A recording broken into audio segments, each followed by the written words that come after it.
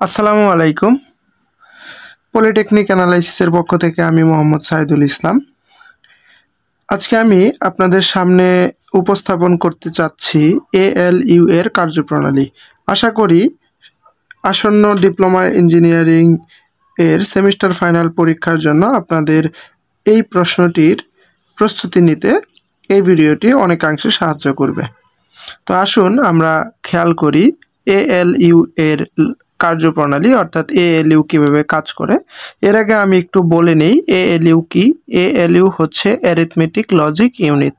ALU এর পূর্ণরূপ হচ্ছে অ্যারিথমেটিক লজিক ইউনিট। তো এতে হচ্ছে অ্যারিথমেটিক অর্থাৎ গাণিতিক, লজিক মানে যৌক্তিক, অর্থাৎ গাণিতিক এবং যৌক্তিক কাজ যে ইউনিটের সাহায্যে সম্পন্ন করা হয় তাকে বলা হয় এএলইউ। এই সম্পূর্ণটা হচ্ছে এএলইউ এর ব্লক ডায়াগ্রাম। তো এএলইউ মূলত অস্থায়ী রেজিস্টার, দুটি অস্থায়ী রেজিস্টার, একটি হচ্ছে অ্যাকুমুলেটর রেজিস্টার এবং আরেকটি হচ্ছে ইন্টারনাল রেজিস্টার, দুটি অস্থায়ী মেমোরি এবং একটি স্থায়ী মেমোরি,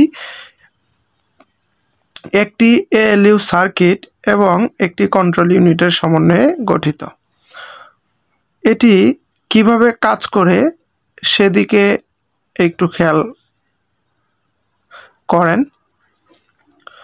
প্রথমে কন্ট্রোল ইউনিট এই স্থায়ী মেমোরিকে সিগন্যাল প্রদান করে অর্থাৎ নির্দেশ প্রদান করে অ্যাকুমুলেটর এবং ইন্টারনাল রেজিস্টারে একটি করে ডাটা ট্রান্সফার করার জন্য।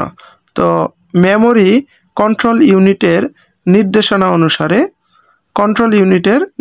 অনুসারে একটি ডাটা অ্যাকুমুলেটর অপরটি ইন্টারনাল রেজিস্টারে স্থানান্তর করে।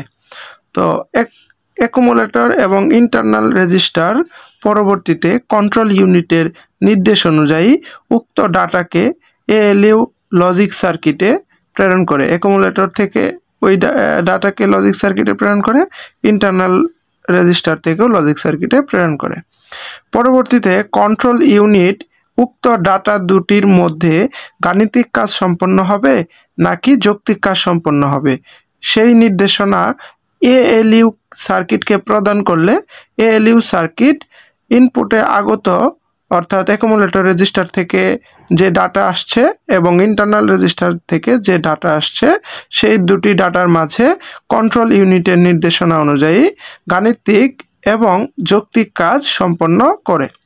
গাণিতিক বা যৌক্তিক কাজ সম্পন্ন করার পর উক্ত ফলাফলকে অস্থায়ীভাবে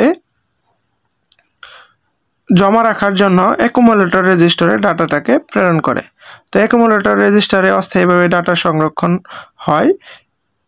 এরপর ডাটাকে স্থায়ীভাবে সংরক্ষণ করার জন্য এই ডাটা বাসের সাহায্যে পরবর্তীতে আবার মেমোরিতে সেই ডাটাকে স্থায়ীভাবে সংরক্ষণ করা যায়।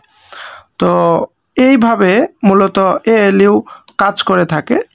আশা করি সবাই ভিডিওটি সম্পূর্ণ দেখবেন এবং সম্পূর্ণ দেখলে অবশ্যই আশা করি যে ভিডিওটি বুঝতে পারবেন, এএলইউ এর কার্যপ্রণালী সম্পর্কে বুঝতে পারবেন।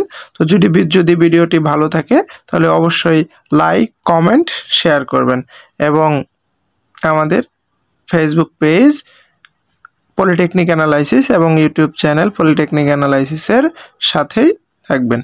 সবাই ভালো থাকুন, সুস্থ থাকুন। আল্লাহ হাফেজ। আসসালামু আলাইকুম।